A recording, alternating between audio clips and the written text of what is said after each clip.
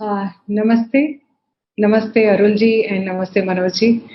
I'm Kiran Singh, coordinator of Sri Aurobindo Integral Life Center at Auroville University in Surat. I welcome you all on the eve of Teachers' Day to the roundtable discussion on integral education and its application in life. It is a day to express gratitude and respect to the Guru, that is, teacher who selflessly works for the future of his or her students. On this auspicious and precious day, I want to take the opportunity to show my gratitude to all my teachers, and I feel doubly happy and honored to have my both teachers of Swadhyaya and Sadhana here with us, with whom I got opportunity to be part of my journey in learning. The mother and Sri Aurobindo commented on the personality traits of successful teacher. According to her, the teacher should have complete self-control under all circumstances. Teacher should strive for self-progress and be medium to enable and to help the child to educate himself, to develop his own intellectual, moral, aesthetic, and practical capacities, and to grow freely as an organic being, not to be kneaded and pressured into a form like inert plastic material. And in this pandemic situation, we have seen and we have been seeing how effectively all teachers have adopted and changed for well-being of their students. I bow to all teachers and show them gratitude on behalf of all the students. Today's New Perspective webinar series on integral and transformation learning is hosted by Auroville University and Sri Aurobindo Integral Life Center in Surat and Fountain in South Carolina. New Perspective is a platform for the exploration of diverse perspectives in integral education, social development, integral yoga, art, and culture. Our aim is to facilitate presentation and interaction of different experts and researchers in diverse fields, creating an interdisciplinary and interactive platform where all ideas may find their true place, leading to more harmonious and comprehensive ways of living.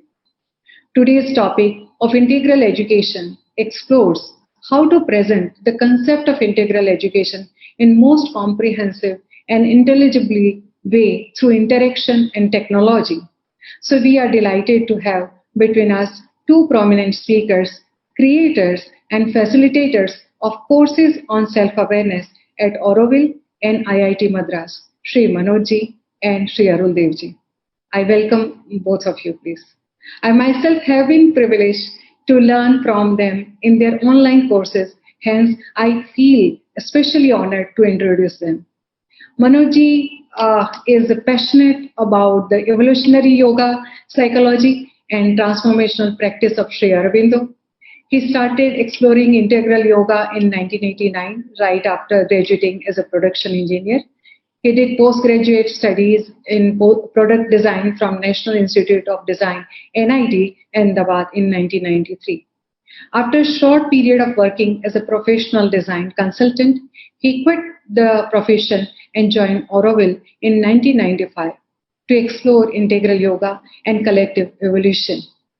He has co-founded Telos with Arul Devji, focusing on integral education based on integral yoga. He also makes 3D motion graphics videos to share the vision and work of Sri Aurobindo through Sopanam. Besides education and filmmaking, he is actively involved in building software for Auroville and loves information technology, its role in building communities, collective self-awareness, and creativity. He enjoys teaching, sharing integral yoga, making videos, designing software. Today, Manoj is going to share with us the emerging new perspectives on education. Education is thought to be composed of primarily the physical space and virtual space. Integral education is based on third space, which is not physical, virtual, but inner, the space of consciousness. A deep understanding of the nature of consciousness is key to the future learning regardless of the space where learning happens. Once we understand the nature of consciousness, we can design learning processes that are online or offline depending on the learning outcome we are envisioning. So what are learning outcomes in terms of consciousness? Manoj will elaborate further in his talk. Our second panelist is Sri Arul Devji, who is visionary in the field of integral education. His mission is to inspire educators and teachers to inculcate inspiring and integral education methodologies in their institutions. He is a guest faculty at IIT Madras for self-awareness and integral Karma Yoga courses. He is also guest faculty for self-awareness and higher goals in education and conducts 5 days teachers course in IIT Madras. He coaches and mentors teachers and students to explore the path of integral education. His specialty is the experiential labs he conducts on integral change, education, and integral development. I have also experienced the same, Arulji. Arul Devji has authored the book Into Great Depth of Your Being and the Flame Within. These shares his practices and explorations into integral yoga. Sri Arul Devji will be talking about integral education relating to building spaces that facilitate the discovery of the core of the child, the uniqueness of their path, inner strengths present, and overcoming challenges that they possess. This would require that teachers and parents develop the capacity to spot the core nature, purpose, and inner configuration of the child with reference to their mental, vital, physical, and spiritual parts of being and its development. This requires that students become familiar with self-awareness, consciousness, parts of being that interface with the self and understand the language of deeper self-guidance. Arulji will share stories and real-life experiences from his work in this space. I would also like to introduce our own Vladimirji, who is a researcher and facilitator of the course in the Vedic and Vedantic studies, Sanskrit language and literature, integral yoga, and Indian philosophy, aligned with various educational institutions such as Auroville University, Auroville, Sri Aurobindo Integral Life Center in Fountain in South Carolina. Before we begin, I would like to encourage all in the audience to participate today by asking questions. To do that, please type questions in the question box at any time during the talk. We'll keep the track of all the questions and share them at the end of the discussion. With this, I will request Vladimirji to take this roundtable discussion forward. Vladimirji, please. Kiranji, very much for this introduction, somewhat thorough and very luminous, so we know more about the eminent speakers, what they will present today especially. And we are beginning this seminar or this roundtable discussion on integral education. It's our first entry. And I would like our panelists, our speakers, to address this issue of integral education in the universities, in the higher education, in India and abroad, and for simple people who are working, who are living their lives, how to come to this vision of being integrally educated, what it really implies, what should they do, how they could really find their, so to say, modalities or approaches to their work and to their life, that it could be educational for them also. So it's a very complex issue, and we are beginning the whole series on integral education with these two presentations today, and at the end we will have questions and answer sessions. And please put your questions into question and answer box and not into the chat, because chat is not everybody can see. So at the end the speakers will answer these your questions. So I wanted to start with Arul and come to Manoj after. Do you mind this? That we start with you, Arul? Oh, great. Great. Please, Arul, yes, take the microphone and address the audience with your presentation. Thank you. And you can just track time as well and indicate to me as needed. Okay. Yeah. Great. So, good evening, good morning. I'm going to share, say, a 11-year journey and experiment with integral education. I'll set the context for a few minutes, just a few minutes, so that we are aware from where I come from, what I share, and then I'll go into the details of the explorations of consciousness, parts of being, connecting with a deeper self. For about 2 years, me and Manoj, accidentally I met Manoj.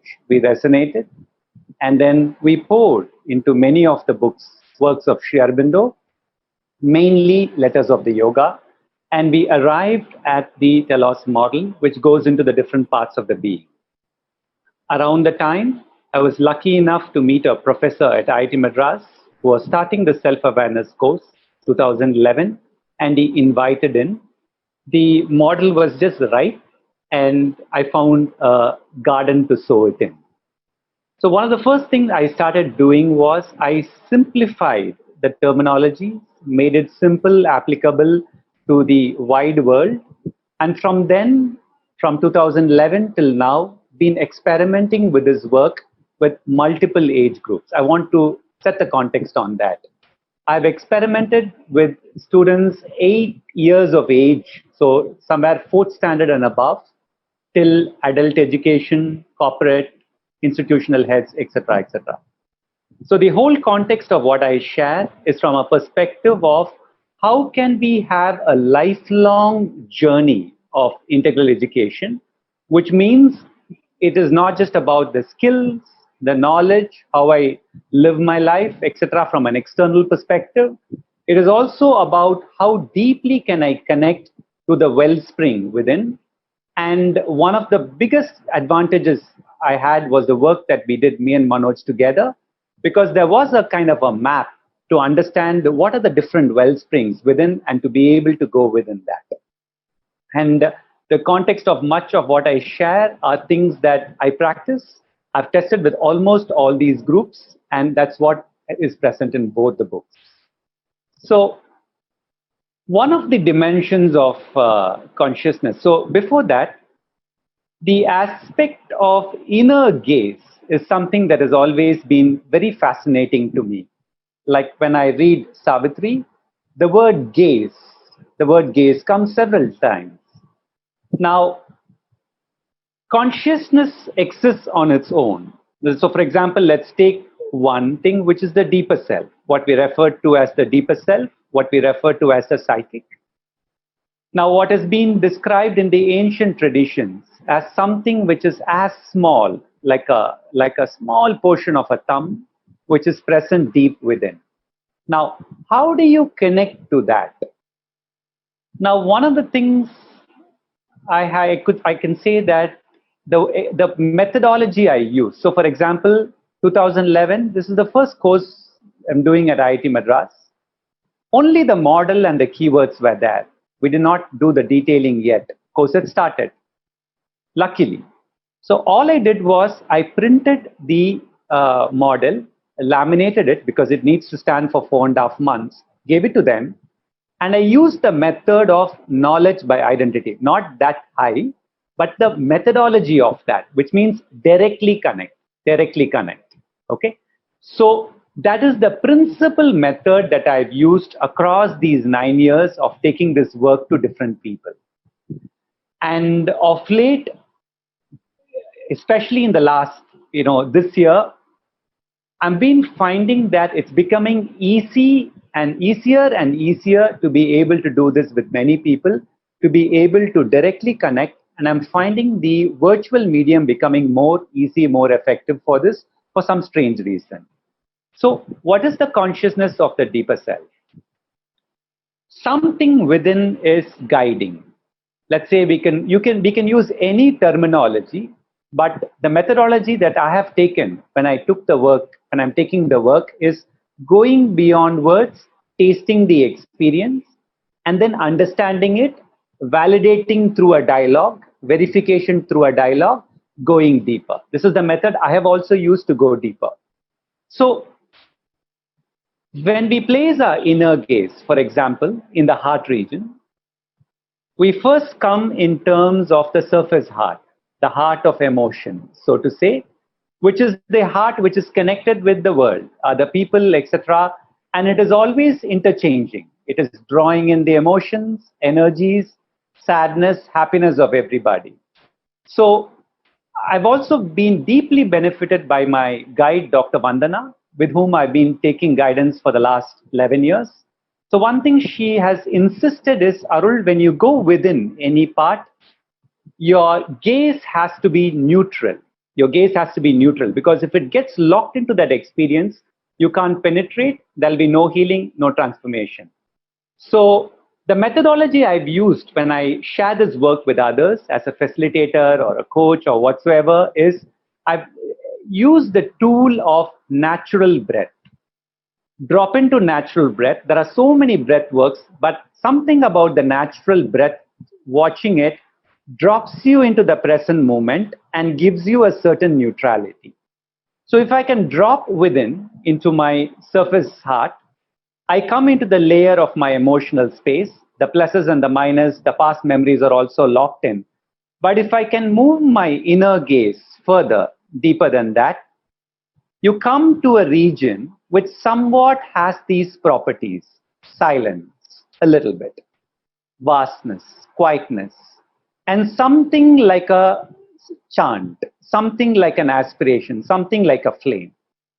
Now, one of the things that I've been particular when I work with people is, do not just start imagining, because you can easily think that you're putting your attention in the depth of your heart and start imagining a flame and start imagining something, which is fine, but it will not give you the true taste. So when you drop with your inner gaze within, you come in touch with a consciousness which has any of these properties that I mentioned.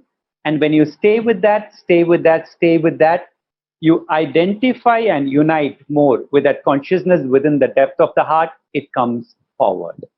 So this is one of the things I've been doing and sharing. The other poise of the deeper self is to learn to place our awareness above our thought region. And the major clue on this I got from the book On Education by the mother. I don't remember the page, but she really talks about how to go upstairs, into the mind and wait there for visitors to come in. This description is there. Even around 2008, 2009, I saw it and I was very fascinated. Later on, I could figure the method out. Place your inner gaze above your thought, and then you will come to a little bit of a silence, a little bit of a quietness. So this, the kids easily get it, so, sometimes I do it two ways. Place your inner gaze above the mind, above the thoughts, till it becomes a little quieter. Or place your attention above your head. In agenda, mother's agenda, she talks about it. Place your awareness few inches above the head and just leave it wide and open, pointed upwards. This method is there in the second book, The Flame Within, as I have been exploring one-to-one with many people. And slowly, by that poise, your inner gaze connects to the consciousness which is already present. And by the process of osmosis, slowly that starts coming into you, into your thoughts, in your own time. It's a very simple, natural, organic process. By the way, the process of osmosis, we are all very familiar. Anybody who's learned art, you do it by copying the teacher. The teacher does a dance step, you copy it. The teacher sings a phrase, you copy it. Chanting is different from singing. A teacher utters a sloga as a chant. Exact pronunciations are very important. She or he says, you copy it, suddenly you go inside. You feel something else inside that sloka, or that dance step, because you're getting in touch with the inner depth of the experience behind that form, behind that sloga. So this is the same method of connecting to something till that penetrates into us. Okay. So this is these are the two methods I have shared widely with in terms of connecting with the deeper self. I've also done it in corporates. Just to give you an example, 2 years back, there was a pharmaceutical multinational which called me for a 90-minute session as part of the 3-day retreat. There were 60 people. I took them through the whole process. You can also do it in a large group because the method is natural. Or actually, this works better in a group rather than just 1 or 2 people. Because when collectively people put their attention above their mind or head, you get in touch with the consciousness there and it slowly comes in. I want to now move in a little bit into the parts of being, which has been extremely useful to make it into a very practical way of the holistic development of the individual. So in a very simple way, the parts of being is what we refer as PVMS, physical, vital, mental, and spiritual. I've given the 2 voices of the spiritual. So I'll go a little bit into the details, whatever time permits here. So when you take physical and body, it's a complete research area by itself. And the 2 books which are phenomenally useful for me to get some tiny clues, one is Savitri and the other is Mother's Agenda. Now, if you take the body, and I'm going to share the work that we've been doing, in the programs and groups. Become aware, put your inner gaze within the body, which means what? Into the substance, into the flesh, into the bones, into the fluids there. This is the first poise of putting our attention within the body. Now, this is a very rich repertoire, the body. The left side of the body, the quality is not the same as the right side of the body most often, So you place your attention within the body, you will encounter its properties: stress, free, relaxed, pain. And again, the principle that Dr. Vandana taught, keep your awareness within in a neutral way, which means even if the pain is there, don't lose yourself into it, but don't exit the body itself, because then you can't heal, you can't transform. Be within, be within. Next, you can go deeper, drop in deeper into the body's awareness. If you are just there for a while, you also then get in touch with the energetic part of the body. You can refer it to as the chakras, or you could just refer it to the energetic space. For example, when you drop into the heart, you also get in touch with the energy of the emotions. If you drop into the pelvic region, for example, pelvic is not just about sexual activities or the excretory activities. It's actually a sacred space. Then you get into the energy. What is the energetic property of the pelvic region or the heart region, so to say? And then when you drop further deeper into the body, somewhat these 2 are coming. You get in touch with the potentiality of the body, that particular part. The pelvic or the heart or the navel center, you get in touch with the potentiality or the core aspiration there, and then you unite and unite and unite. And from there, you can place your awareness above your head or within the cave of the heart, and you wait there for healing or transformation to occur. This is a simple way of becoming aware of the body's consciousness and opening it to the properties of vastness. So one of the properties that exists above the mind is vastness, wideness, calm, peace. Slowly it comes in its own time. Okay, this is about the body. When it comes to the senses, it's a delightful space. The limiting condition of the senses is narrow, like a hooking mechanism, and it is rather unconscious. But when the senses, you truly go within the senses, it starts widening. You connect to the sounds of the birds, you connect to the vastness, you connect to the sky, you connect to the leaves and flowers. The senses starts widening and widening and widening, and within it comes properties like joy, properties like you can invoke beauty into it, you can invoke aesthetic sense into it. The consciousness or the property of the senses itself shifts. Like if you talk about integral education and if you talk about schools and colleges, the major problem that students are facing happens to be in the domain of the senses. I don't need to go into the details. Many of us know it. So the solution needs to come at the senses level. And in an addiction, the senses is hooked and narrow. But when your awareness goes within, drops within, the property or the consciousness of the senses itself becomes different. It starts choosing things that are beautiful, vast and wide, and it becomes open by itself, which means the property of the senses itself is shifting. Then the person's behavior, psychological nature, which comes on the outside, also shifts. Then we have the dynamic energy space, the navel center or the central vital, as it's referred in the integral yoga. It's another beautiful domain of inner power. Okay? Even if you place your hand on your navel, and if you were to keenly be aware, you will feel a force or a pressure either emitting outward or moving in, depending on the condition of your navel center. So here again, you bring your awareness in right into the force, right into the will, and when you are within, and then you connect, let's say, to the space consciousness above or the space in the depth of the heart. The depth of the heart, what I described as the silence or the core aspiration, and allow this to mold and transform by itself. The heart I briefly described. When we go to the mind, we say that there are three parts of the mind. The center of the communication, the word, the data mind, the idea force or the creative mind, and the integrative or the pure mind, which can look at the essences, form and essences. Now, once again, the majority of the world is living data-based, past-centered, filled with memories. That's how we are living. Now, that's the whole domain of thoughts and the movements of the thoughts.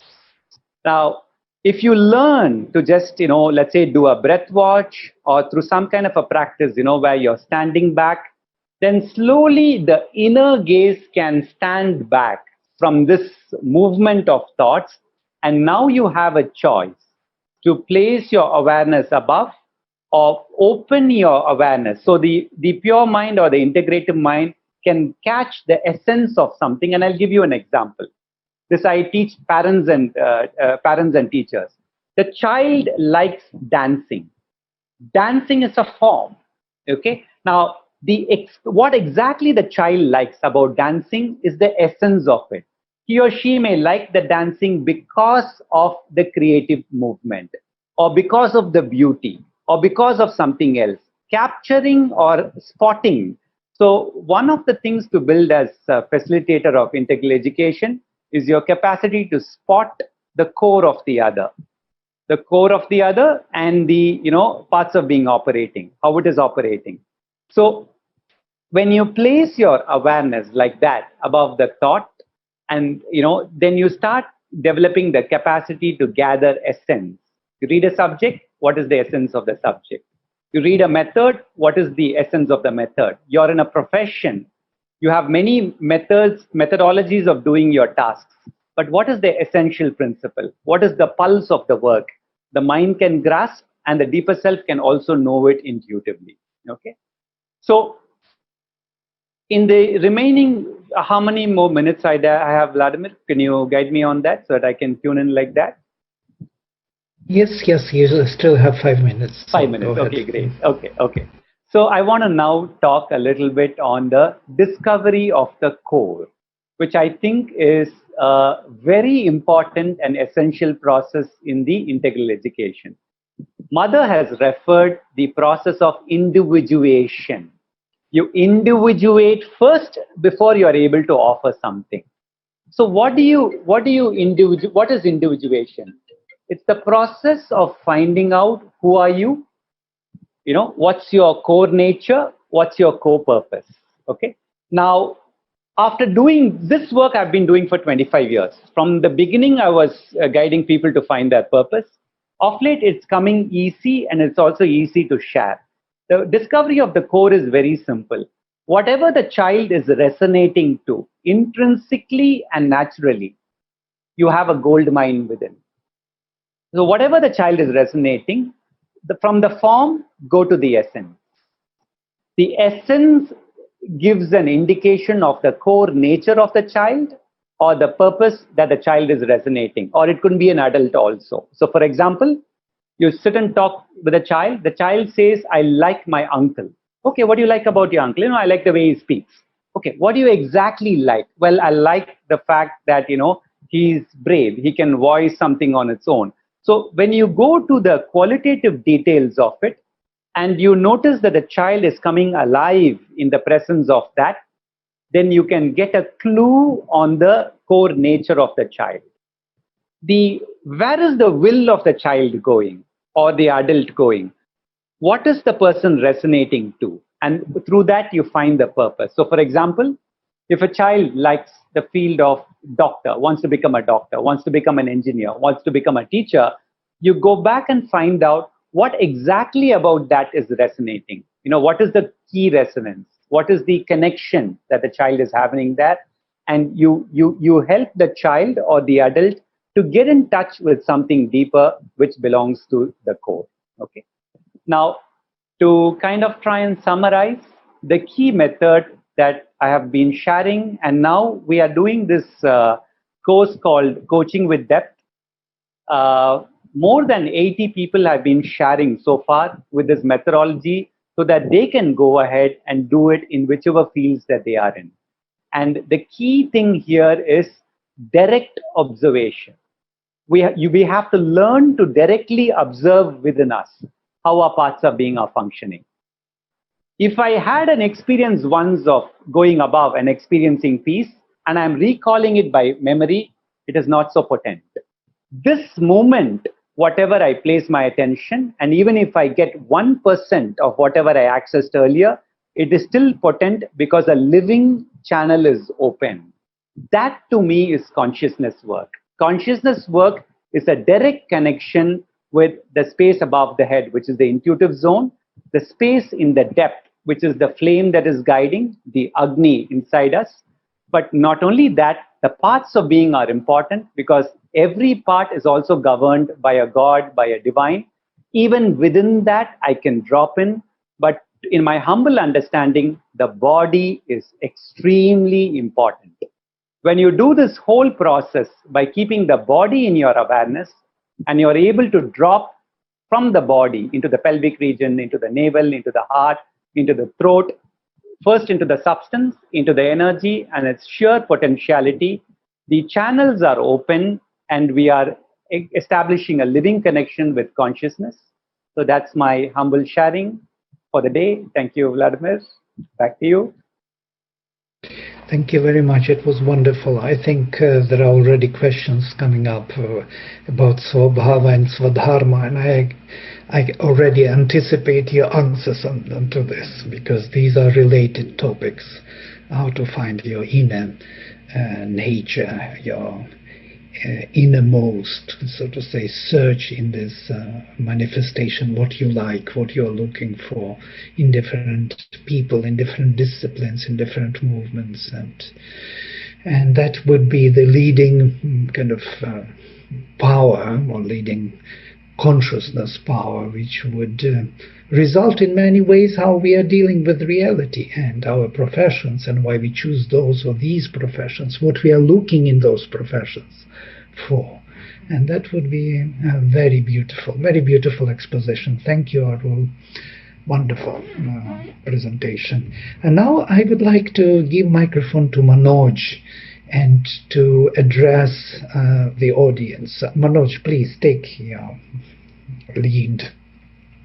Thank you, Vladimir, and thank you, Arul. Arul has already laid out the details of observation and individualization.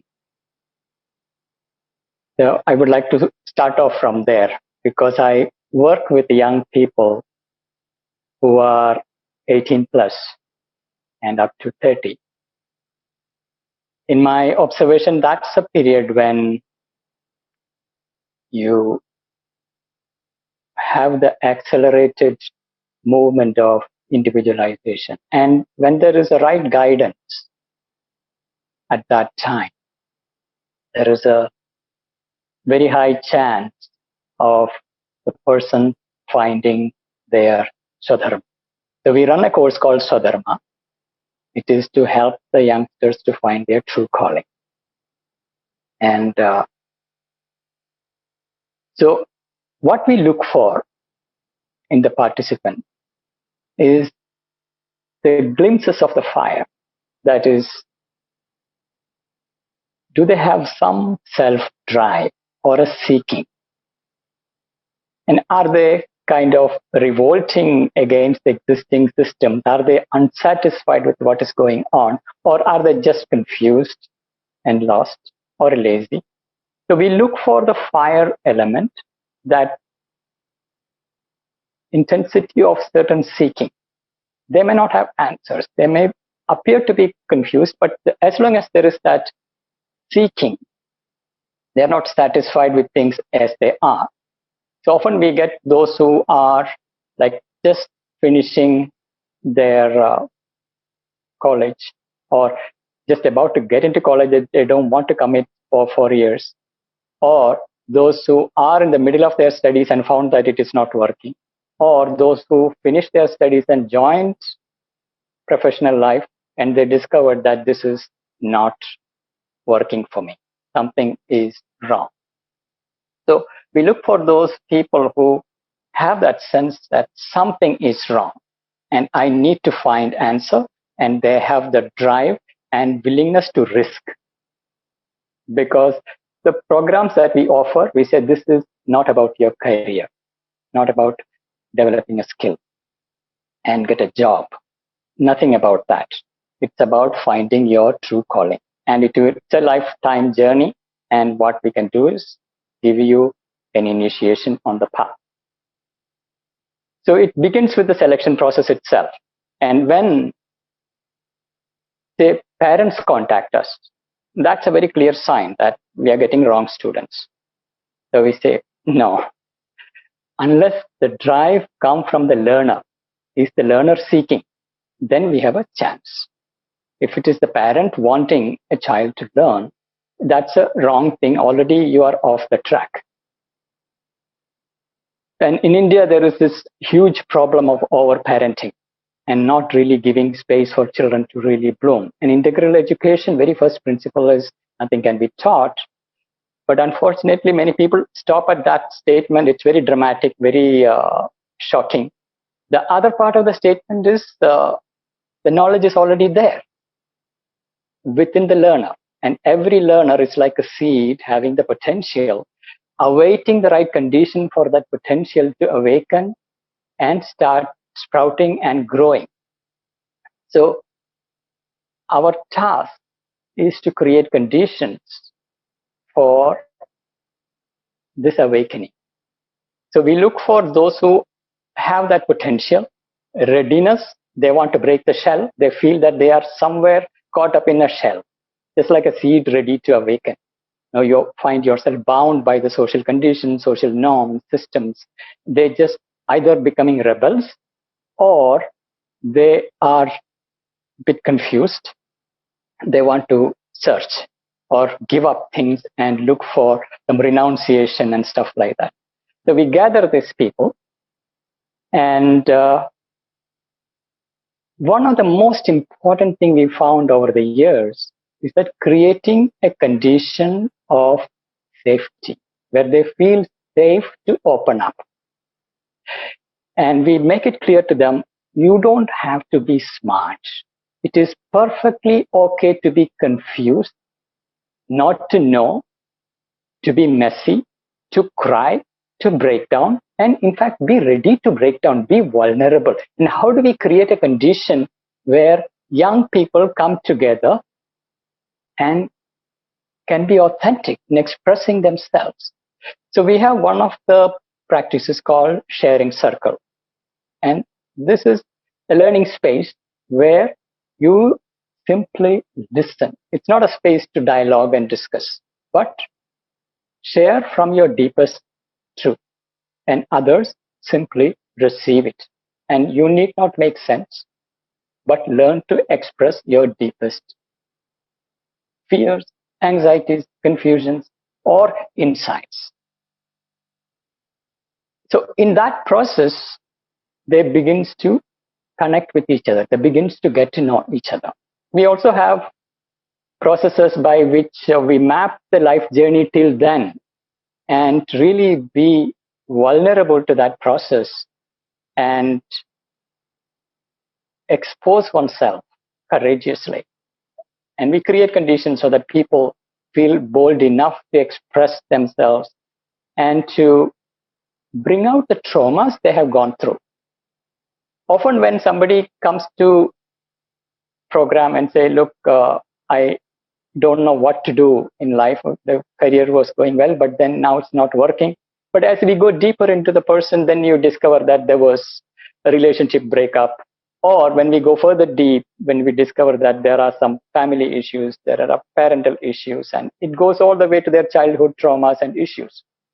So how do we create conditions where they can really open up and share? And in that process, also we help them to discern between what Arul referred as the inner guide. There are thoughts streaming through the mind. There are imaginations flowing through the mind. There are emotions rising and falling. There are drives, there are impulses, desires, sensations. So how do we discern all this? And behind all this, there is a quiet inner guidance. How do you trace it? Because this inner guidance is what we need to tap into, the deeper self communicating and connecting with it, because that is from where you can really source your true authentic power. Unless you gain your soul force and liberate the soul force, you cannot really have the power to break open the shell and start growing in your own way and sprout your roots and bring out your fresh leaves.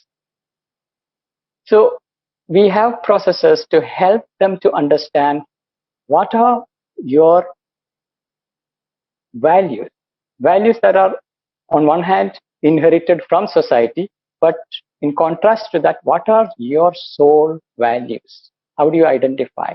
And if you are able to stand up for your values, you also gain strength, you gain the power of your truth. So from values, it goes to the soul force. How do you identify what type of soul force is acting through you? Are you a wisdom type, strength type, or are you harmony type, or a perfection type? There are perfectionists who get lost in the details of perfection and forget about time, and they are concerned about hands-on detailed perfection in work. Then there are harmonizing type who are very good in bringing together people and harmonize things. And there are strength type who are people of warriorhood who can cut through and lead groups, and they are naturally gifted in that domain. Then there are wisdom type who are excellent in domains of knowledge, research, and finding new truth. So what is your type? So helping youngsters to understand by tracing backward into their life journey, what are the signs showing what type of soul force is awakening in you, or what are you gifted with, and what are the talents that are inborn? Because that potential also come not only with that force that will carry you forward, but the knowledge and skills, because there are skills that are inborn. Like poets are born, they are not created in a college. As similarly, artists, real entrepreneurs are really born like that. These are not things that we create in a college. In college, in universities, we can polish them. But what type are you? What are your authentic values? How do you bring forth these things? And how do you observe? How do you discern that inmost guide? So all this done in a space of safety, deep listening, and peer-to-peer learning. We are not teachers. We are learning along with you. And it's just that we are creating these conditions for you. We hold space for you. But breaking the shell, you have to do it yourself, so that you find your authentic strength, your authentic voice. And in that process, the mess comes out first. Because the moment you become authentic and start looking inward and start opening up, then all the emotional confusions, hurts, traumas, pains, everything comes up. Family issues shows up. So broken families shows up. sexual abuses shows up, physical abuses shows up, and all the challenges that they cannot otherwise express. Then, of course, in this age group, sex, relationship, these play a major role. So addressing these issues and being very, very authentic about it, and also putting them in touch with those who are already living that fire of inspiration, that those who are living their Sadharama, living from that truth and creating their own fields. So putting them in touch with such people, and Auroville provides that context. We have hundreds of people exploring their own Sadharama and doing immensely creative work in a small place with tremendous diversity. So putting them in touch with these people creates magic. That's where they realize, look, I can also do this. And this guy started when they were in their 20s. By the time they are in their 40s, they have accomplished so much and they are so passionate. Even if they don't have money or they are struggling, they are in a battlefield, but they are doing it joyfully and discovering themselves and creating new possibilities for everyone. And that really shifts. And we tell our students, there are no textbooks. This program doesn't have textbook. You have to learn from life. You are the textbook. You must learn to read yourself, your own mind, your own heart, your own body. What is the language your body is speaking? What's the language your heart is speaking? What's the language your energy is speaking? What is your mind speaking? So how do you address and understand these languages?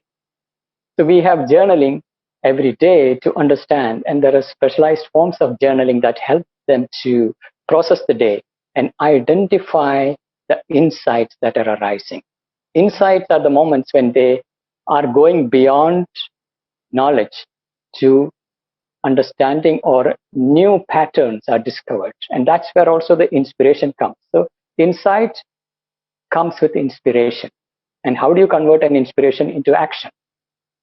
So we convert their insights into action plan. Now, when you convert, what will you do differently in your life? Physically, what you do differently. Emotionally, what you do differently. Mentally, what you do differently. How you design your own learning journey based on your own insights. And to get more insights into oneself, for example, we ask them to take an inventory of their own luggage, what they come with, because that is a symbolic representation of what they are carrying. Why they carry what they carry. What is the consequence of carrying this particular clothing? What it is made of? What is the environmental consequence to it? Who benefits? And what is the psychological reason why you bought this? So what they carry become the objects to study and learn from. And there you know how you're plugged into the society and larger economic system. So they know that if I'm buying this, I'm supporting this type of production and consumption system. If I'm buying another thing, I'm supporting something else. So this is how you link with the larger social context. And then you relate to those who are really working, following their own authentic truth. So that inspiration transference and self-awareness together forms the context for designing their own life's transformational practices. And this is highly individualized. Each individual designs their own transformational practice. There is no cookie cutter solution. So we help them to identify and design transformational practices for each individual, and designing it in alignment with their own inmost truth that is arising. And we tell them, don't plan for a career for your lifetime. Right now, all that we can do is, how do you take baby steps? That means you plan short projects, get it done. And it is in doing you discover more complexity within yourself. So the doing space become more and more important. And this is one of the biggest challenges young people are facing. They are filled with ideas, filled with knowledge. Our education system largely deals with the development of knowledge, the faculty of knowing, but not the faculty of doing, nor the faculty of feeling, nor the underlying being. So we have being expressing itself through knowing, doing, and feeling. And there are corresponding skill sets to be developed. And we look at the being level. How do you create self-awareness, self-drive, self-confidence? at a knowing level, thinking skills, analytical skills, planning skills, design thinking, all that. At a feeling level, empathy, emotional connection, and ability to really listen and feel love and trust. And at the physical level, know your body's resilience, flexibility, sensitivity. So we have programs of like body awareness to come in touch with the body so that your body itself become a doorway to understand what's going on. When they eat, eating of the food itself is a space to learn. Similarly, every interaction is a space to learn. And it's a 5-week long immersion program. They live together, they learn from each other, and we insist don't sit around in groups and chat and waste your energy, but connect deeply with people. And more than 50% of their learning come from each other. They teach each other. Rather, teaching is not the right word. They share, and from there they learn. And everybody feels that we are all naked and honest and truthful. So it is okay to be messy, and everyone shares their messy journey. And from there, they gain the strength, become the tribe and learning tribe. And they have projects that they do. And so in that space, they test, okay, this seems to be an intuition that is arising from my deepest inner guide. But unless I test it out, I don't know whether it is true or not. So we bring them into the doing space, where the moment you get into an action space, then various parts of being shows up with its own resistance and with its own challenges. One part of your being may be ready, but another part may not be ready. So this internal resistance shows up. So then we bring in the challenge. Look, internal resistance is your golden opportunity to break through. So that means you are beginning to make a shift. So there is the fears, anxieties showing up. Now, concentrate. We have regular concentration practices to bring in that internal silence and to listen to oneself and have the courage to persist and persevere.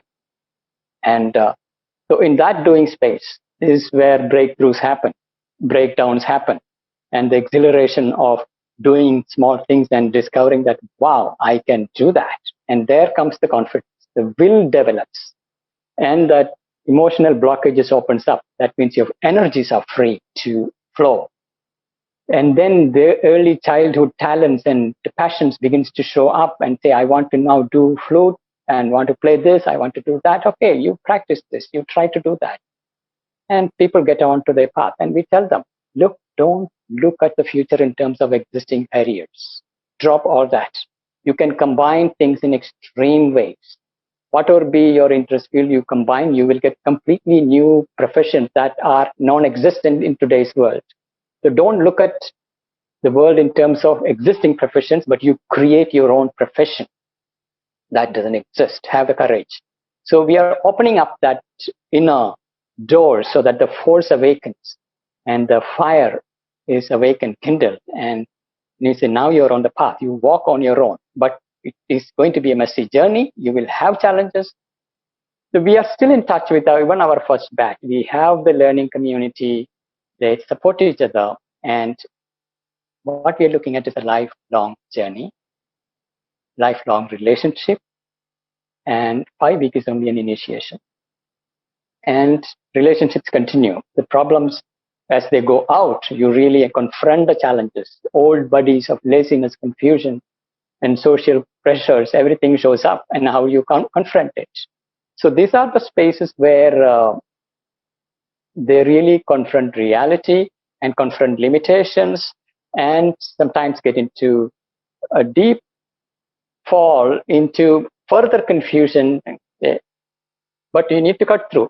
Once you taste your authenticity, once you taste your true creative force and power and delight of your being, even if you fall into pits of confusion and depression, you know that you must get back, because that force will call you back. So they find their way, or they connect with each other. And we are creating communities, that learning groups. That is where the peer learning become extremely important. They support each other, learn from each other. And that is when they also begins to question, okay, I want to read and now I want to understand. I know the process. I'm beginning to understand what is going on, but I need more mental clarity. So what is integral education? What are the books I can read? What is Sri Aurobindo saying? What is Mother saying? What is spirituality? These questions begins to arise. That is when we say, okay, maybe you read that book or this book or that. Reading starts later, self-driven reading based on their own inner calling and need of the hour. But primary learning is by doing. And in that doing space, you learn through your body. So Auroville provides a great opportunity for these youngsters. It's a field of experimentation of a tremendous freedom and tremendous diversity, meeting incredibly diverse, rich, crazy people who are doing crazy things, and that inspires them a lot. And we have also experimented now the similar process online and extended it to another context, working in an online way. Those who are more keen on their inner development, and we found it worked the same way. You create learning, a safe space where they can share, they can learn from each other, peer learning group, and you find ways to inspire them, bring things to do, self-observation and action space where they discover their limitations, cut through the boundaries, persist, take up a project that has timelines, and you walk through and break through, and it really works. And each one has a unique learning journey, a unique process, a unique context. So as Sri Aurobindo's three principle says, you must consult the learner. Similarly, there is near to far. The person is a context. They have a social context. There is a context of the soul's evolution and their particular stage where they are. And accordingly, it has to be customized so that they find their authentic truth and walk the path courageously and find their strength to be their satyam, rhythm, and expand into their brihat, the vastness. So in that comes the courage to surrender, trust the universe, and trust the process, and to know that when you fall, it is temporary. And you always wake up and you get up and get help, and you can always ask for help. And we are muddling our way through, and it is okay to be messy. And it is fantastic, and I really enjoy and happy to really connect with young people, their creativity and their spontaneity and their deep commitment to the journey. And it really keeps me young, and that's one of the key things about Auroville Charter, the place of unending education and youth that never ages. It is this constant learning that keeps us young and fresh and open, and that gives us the joy of learning and that inner delight. And we also help the people to understand what is that source of delight and how it degenerates if you don't take care of your instruments. So then they become serious about taking care of their instrumental nature. Then they want to stop smoking or drugs or this or that because they understand this is ruining my instrumental nature. I have to stop it now. Not because of any external compulsion, but they understand. Now I have to take care of these instruments. I have to design my practice. I need to walk my truth. That's where it is, and open to questions and share.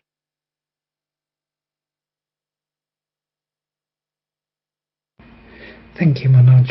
Wonderful. It reminds me of the purpose of Auroville, actually, yes. To create your own profession and to follow your own heart.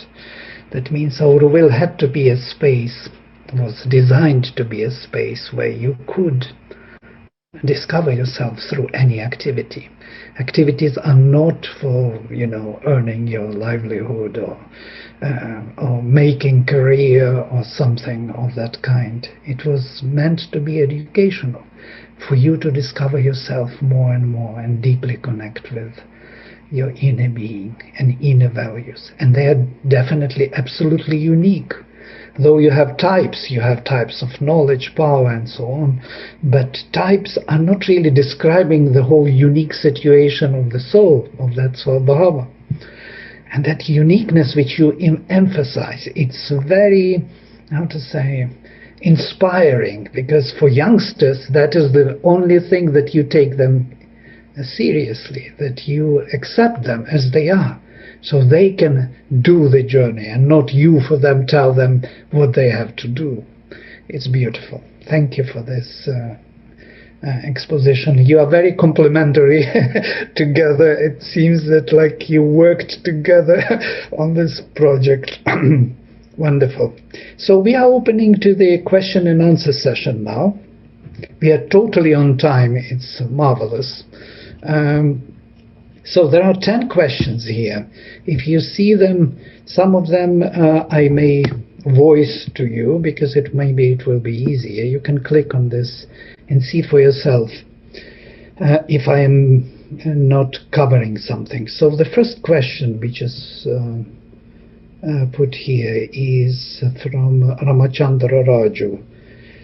In an existing school or college setting, how can we bring the integral education framework? Do they need to completely switch to this orientation?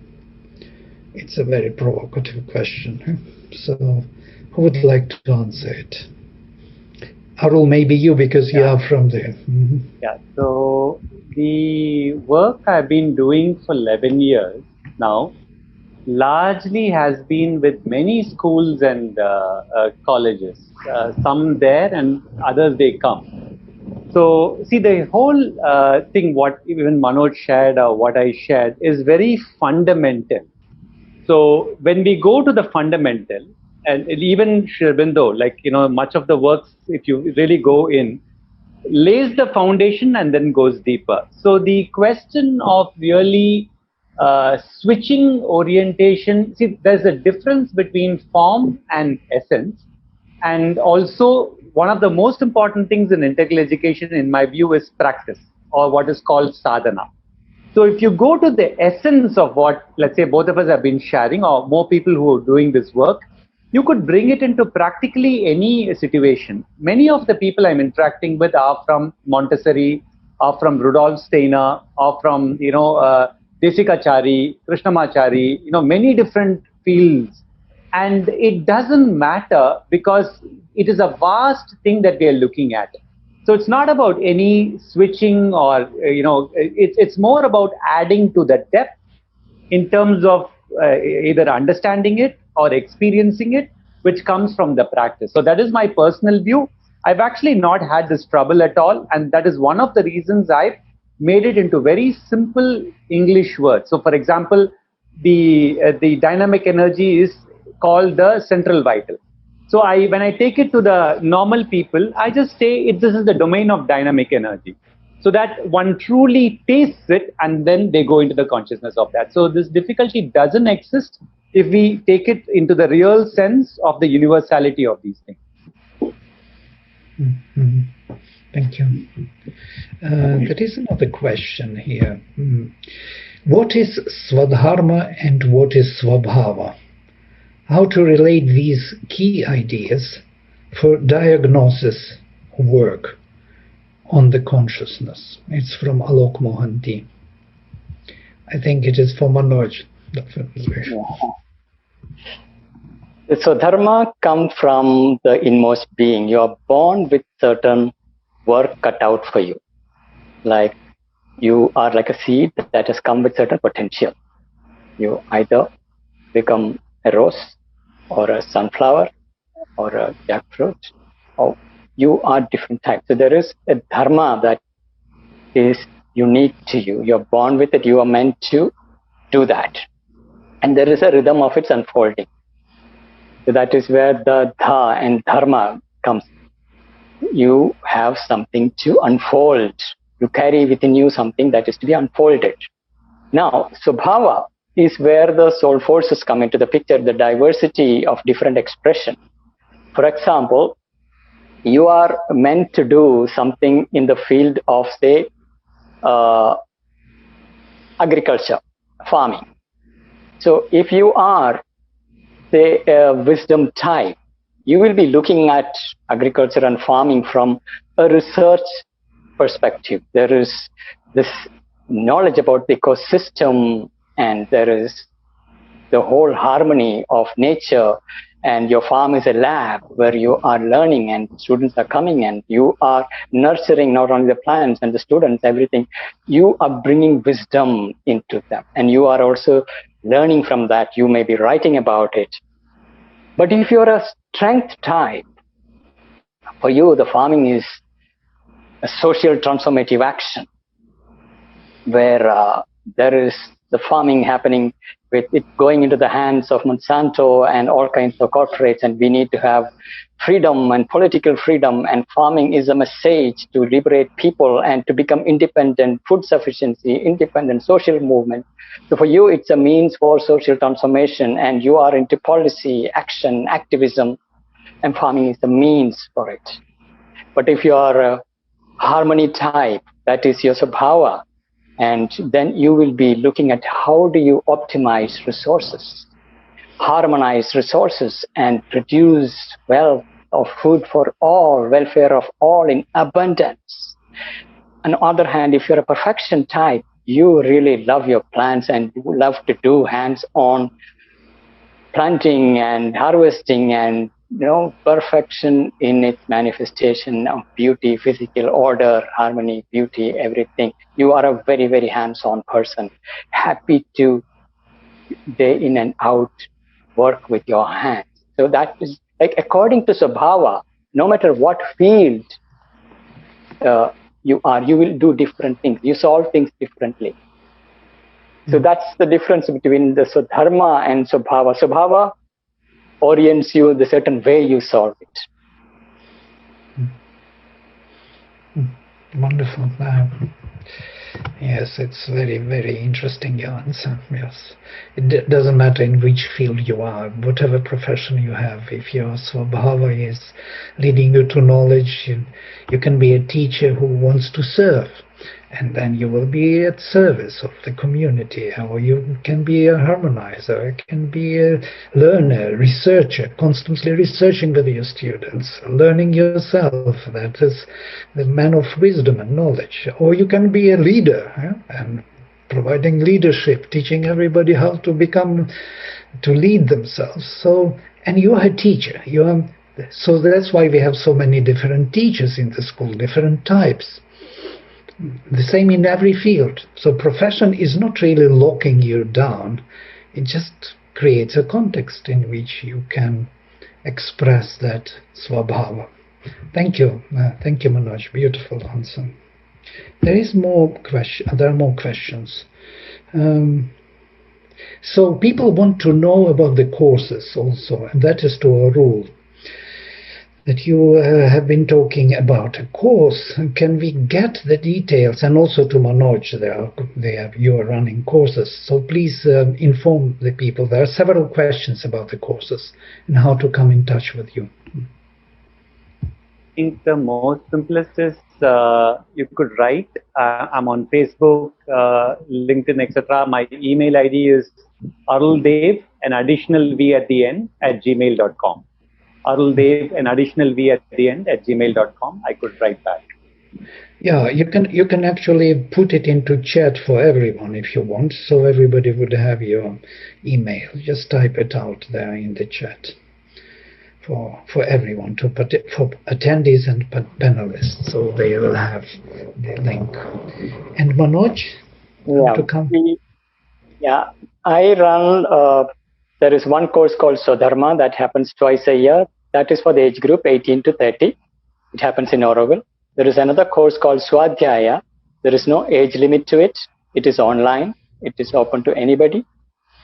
And in addition, we are about to launch this month another course called Prayoga. That will be a 12-week course. Will be online, and for how to apply these principles. How do you learn by doing in your own context? And we are also, these are the three possibilities as of now. And more details can be found at our website, aci.auroville.org. Could you please type it out for people because they may not hear properly? Just in the chat that the reference, and send to all the panelists that they will see it. Thank you. There are more questions, and I will look into them now. First of all, thank you. This is from Siegfried from Auroville. Oh no, it's not from Spain. It's our friend from Spain. First of all, thank you for generosity of this meeting. I would like to know if in integral education they use techniques from the performing arts, such as theater exercises, to represent situations in a role-playing format, so that young people understand their emotions and conflicts, which are the same as others. So if you have some information on it, please share. Yeah, we have a theater person in our team, and it is an integral part of our program, in order to work with the emotions and energies and connect with that deeper layers and bring it out. We have extensive theater utilization in the learning program. We also use art, painting, role-playing, all that. Thank you. There is another question from Alok Mohanty. Nature and nurture are... It jumps a minute because there are more people.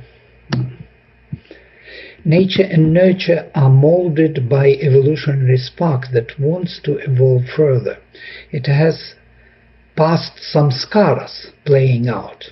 How to discover purushas within who help in mapping the sanskaras of body, emotions, and mind. Yeah. Arul, would you like to answer this? About sanskaras from the past? Yeah, so I'll tell you maybe currently what is occurring on this in my understanding, and an experimentation that I'm doing with a small group right now. The coaching with depth is the greatest experiment I'm doing now in this area. So a bunch of people finished the 9 months, and they're going into the level 2, 9 months. So when we began this just a month back, intuitively, and I think it was seeded by one of the participants. How do we really go beyond? How do we really deeply look at cause and effect? In that sense of it, because as coaches, facilitators, teachers, and parents, we're all bounded. Even when we try to solve something, this is coming from this is coming from that, and sometimes you go on a never-ending loop.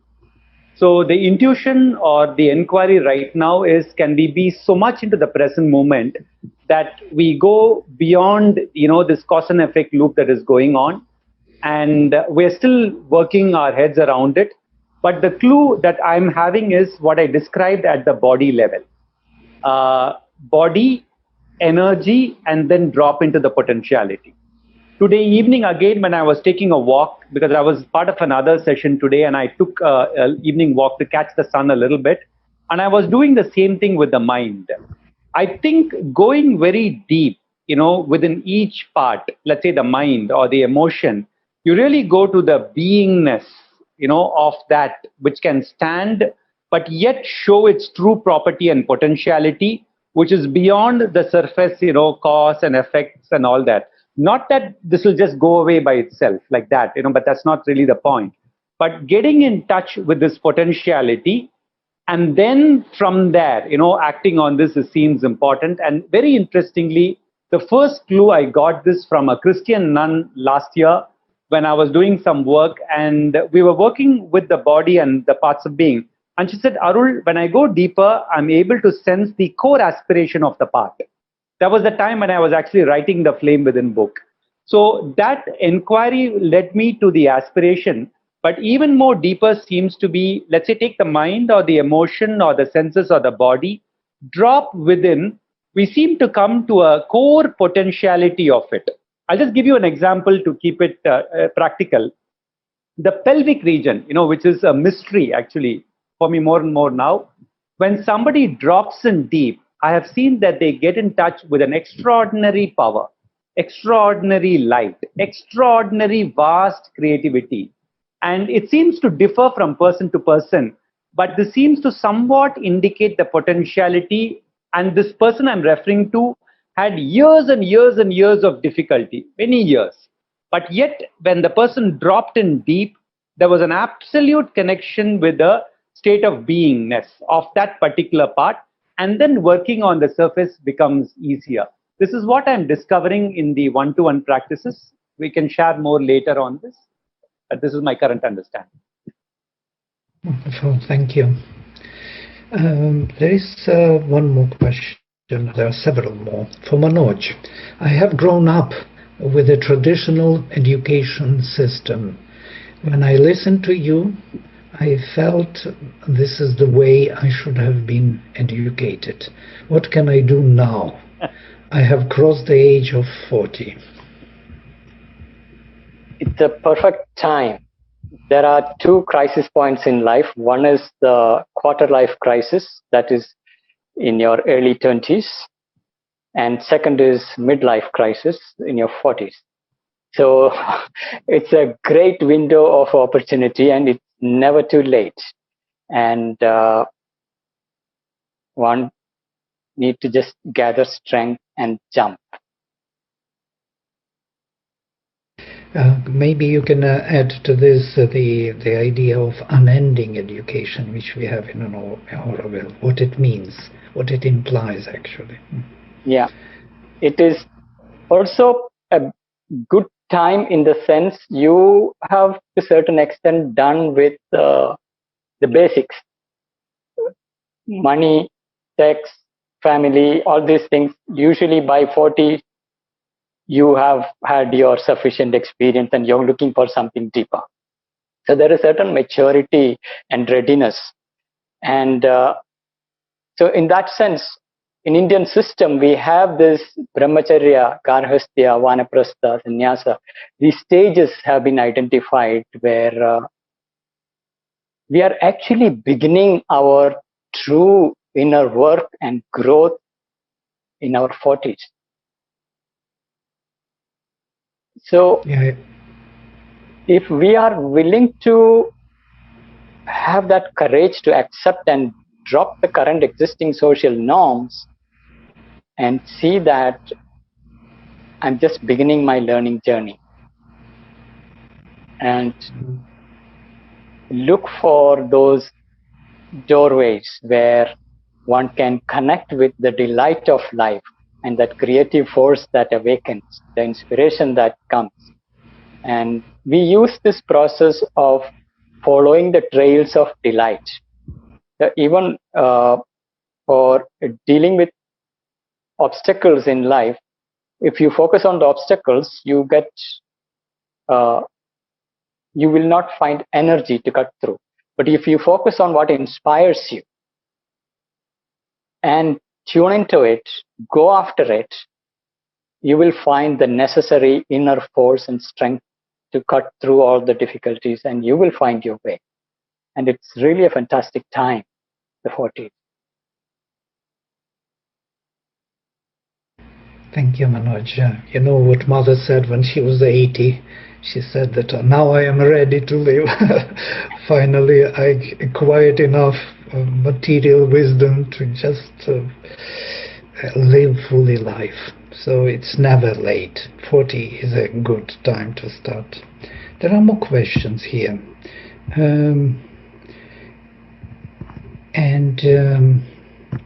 How can we develop consciousness for conflict resolution in adolescence? That is a very interesting question. Consciousness for conflict resolution in adolescence. Who would like to answer? Try to. I didn't get the full context, but yet, I will. How can we develop the consciousness which would be kind of consciousness for conflict resolution in adolescence? How to resolve our conflicts? What consciousness do we have to resolve our conflicts? How to develop that consciousness? So the way I've deployed when I work with youngsters and adults is from a understanding of the part of being. So for example, if there is a conflict, the conflict could be arising from the part of being, which is either senses or emotion, or it could just be the clouded, mind without clarity. So we trace back a little bit, so there is a conflict on the outside, but where is it stemming from? It could be the mind or the emotion or the senses. And then from the entangled state of that, it could be the mind or the emotion again. From the entangled state, when you bring in more awareness simply is placing your awareness within that.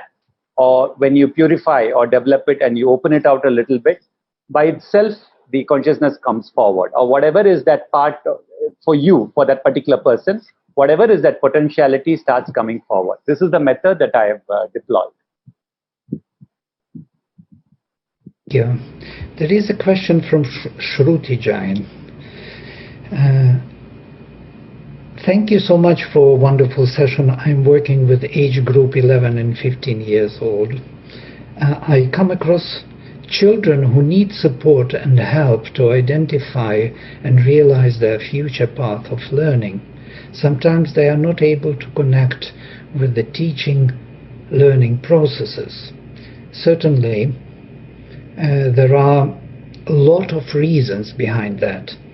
Are there any workshops for young children and their parents to deal with such situations?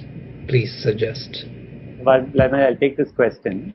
For 3 years, I've been doing this experiment called Beyond Schooling. So this is basically from 5th standard onwards. We allow people even with 10th, 11th standard to come in. So the experiment was going on in the office as far as lockdown didn't occur. From lockdown, I've converted it into weekly sessions online. I'm every Thursday, but now I'm going to move it to Monday. For 1 hour and 10 minutes, the students just come together and we explore whatever I've shared with you so far. My humble understanding is the individuation process is beginning when the child is entering the 5th standard with at least about 60%. So when they are getting this method, and I do it just the way we do it for adults facilitation, give them a free space, they can explore whatever they want, but we just bring this framework. So in case you're interested, I've already put my email ID on the chat. You can reach out, I'll send you. So the two pieces is coaching with depth. We are teaching everybody who's interested to take this work forward, but we have created a specialization under it called parenting with depth. So 2 people who have gone through the program, they are anchoring it. So we can send you the details if you reach out. But the goal is that, like for example, Padma Shishatri in Chennai, before the lockdown began, started roping me in for all the 6th standard students.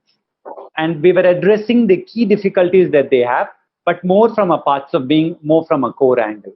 So they are really receiving it. Like even if I go to a classroom where it is noisy, students will talk, etc. And if there are 60 people, more than 25, 30 people, you can actually see it in their eyes. They really long for something like this. It's not that it is difficult, nor it is not that they will have resistance. My experience is the opposite. They love it, but you'll have to do it that way. So for example, if I do the natural breath with them, like in the office, one boy in a few seconds, he will bend this side, that side. He will even lie down on the floor. He'll come and sit behind me. All that is allowed. And when you explore it in that sense of it, really they are blossoming. And I think we can start that young. Thank you, Arul. There is a question to Manoj. How to find out more about the program you shared, Manoj? It is there on our website. Mm-hmm. The links to the specialized website as well as case study. For example, Sadharama case study, there is a document available on our website. So that will give sufficient information. Also, there are videos available. Mm-hmm. Thank you. There is another question here, how to balance need of livelihood survival, managing common society pressures for survival, and urge of inner growth, finding authenticity at physical, emotional, mental level. Just exploring one plane, that is emotions, trauma, childhood patterns, can be a vast mine and having to manage so much pressures, resistance, both from inside, outside, and outside. Oneself and outside. Yeah, so, yeah, go ahead. The note itself is loaded, with so much of challenges of life in that sense of it. See, one of the things I have figured out is, I run a business. From the beginning, I had to fend for myself. The time needed for inner practice is huge. So what I figured out doing was, in the beginning, say, for example, when I did Vipassana, I used to sit for an hour. If it's a holiday, I'll sit for 2 hours. Later on, I started doing an experiment for the last 15 years. All my practice, I do it with eyes open. I do it during my walk time. I'll do it in the bathroom. I'll do it when I'm on the computer. Most of the practices, what I'm sharing, I do it while I'm working with the activities. Because when I was doing my Vipassana, what I noticed was I used to practice it very well. But I used to behave like a jerk in certain other areas of my life, and that was not shifting. But when I started these tiny, tiny, tiny practices, 1 minute, 30 seconds, etc., while I'm doing what I'm doing, say, for example, I'm talking to my employee, I'm getting irked, or something in the family, something is disturbing me. Immediately, I put the practice at the emotion level or with a natural breath. Then all of life is integrated. You can actually practice for 12 to 14 to 15 hours a day, little by little by little by little, and it is very transformative. Thank you, Arul. Yes, as Alok Pandey was joking, India has all the opportunities to practice spirituality. There's so much going on that you have always an opportunity to do it. Yeah? So this is an idea we keep reinforcing, that spiritual transformational practice is not something that is to be in separate practice that you do, but it is in the very life itself. If you just take very act of eating, that become your transformational space, or act of taking bath, that become your transformational space. It's about any activity is like a container into which we can put consciousness. And as the consciousness enters, it undergoes transformation. It doesn't matter what stage of your life you are, whether you are struggling for survival or doesn't matter what. End of the day, you have to eat, you have to take bath, and you have to do basics of life. And all this is a space for transformational practice. It can be converted. These are just containers waiting for consciousness to illumine and transform. Yes, thank you, Manoj. There is another question from Shweta Dhareshwar. Can you give guidance on ways to help a kindergarten child to relate to the body and tap their awareness? Also, how do I, as a facilitator, connect more to their individual essence to help nurture in it further?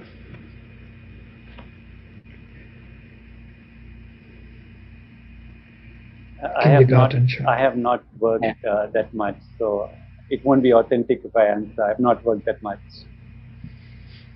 Yeah, I have also not worked in that space. But I can share one thing. Sometimes, when a parent does a practice, especially when the child is that young, the practice of the parent moves into the child by the process of osmosis. So this is much I have seen, but I don't have direct experience. Yeah, we have an idea to start from the top down, because if you don't have teachers, if you don't educate parents, if parents do not know what they do, then of course they cannot help the child. It's very difficult to find that connection. It's true. Even Mother wanted in Auroville to remove children from parents and to put them into the school, separated from them, because they have such an influence on them, which is not conducive to the integral development. But that never happened, that project. So to educate parents, most probably, and teachers, we have first of all to do this job. Yes, education of spirit or soul is termed as the core essence of Sri Aurobindo's integral education. How should we educate school students about soul or psychic being in a simple manner? It's a big question and very difficult to answer. Who would like to take it? I can share. This is what I shared. Actually, it is not difficult. It is very easy with the students. I can tell you from my experience. It is easier with the students than with the adults. See, you just have to do it like an experiment. When you go to the beach and then you say play, they'll play. Okay, so we should not complicate too much. The method I've done is, that's what I shared in the beginning. Very simple. I'll ask them to place their awareness above the thought or above the head. And when we do it in a group, it's always better because a couple will figure out somehow. And when they share something, then somewhat people get it. Okay. And the other thing is to go deeper in the heart, and just come to a region which is rather quiet. I can tell you from my experience that when I do it in a group of students, including I've done with Tamil speaking, with fishermen children and all that, actually they get it better than the English speaking students because they're already in touch with something that is natural. So it's actually not so difficult. If we complicate it by big words, then it becomes difficult. If you just do it, like put your attention there, one way or the other, they'll stumble into it. This is my personal experience. Thank you, Arul. Yes, wonderful. I can add that in Auroville there is a program called ATB, Awareness Through the Body. It is using the body and the senses and going inward, sensing subtler layers. This is for children. All children in Auroville go through that learning journey, and it is one of the most impactful course. And even when we talk to those children who are now adults, asking them what was the most impactful, they say it was ATB, because that stayed with them. They carry it within their body. The awareness of that inner movement they get to know without necessarily using the word soul or all that explanation. When we remove all the words and we get into experience, it gets simple.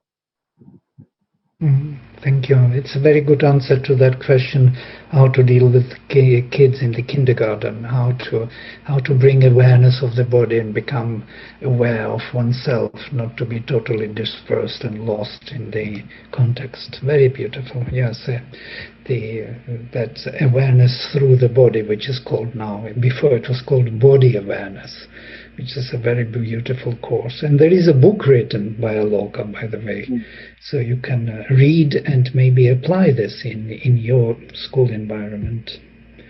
So there are a few more questions, and we will have to stop here. One more question, the last one. My question is about the education of feelings and the actions and the skills. What is the best way to educate the consciousness of my students for they can obtain good feelings, make good actions, and develop their skills? That is the last question. So what is the way to do it? I would say, like, one of the aspects that we give great importance is aesthetic sense. Development of the aesthetic sense helps to come in touch with the feelings, and also music, poetry, all that are very, very helpful. So these are integrated into their learning process. Plus creating safe space where they can express feeling, come in touch with feelings, and deeper feelings. So honoring that without judging, and creating spaces where refined feelings are encountered and invoked, and that helps them to internalize it and seek for that more and more. And I just want to add one thing to it. I think we can all learn, especially at a younger age, to connect to flowers, directly connect to flowers.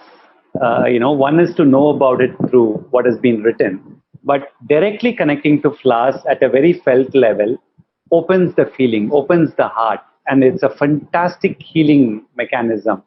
So instead of theoretically, just learning to connect, and allow the flower to reach you with its property and vibration, is something that will be extremely useful if we learn the art of it. Thank you very much. It was a very wonderful session and very enlightening, all of us. And I see the wonderful feedback for all your wisdom and your work you did over these many years. So I hope we meet again and we share again our experiences in this forum. Thank you very much and wish you all the best. And namaste. Namaste. Thank you. Bye-bye. Thank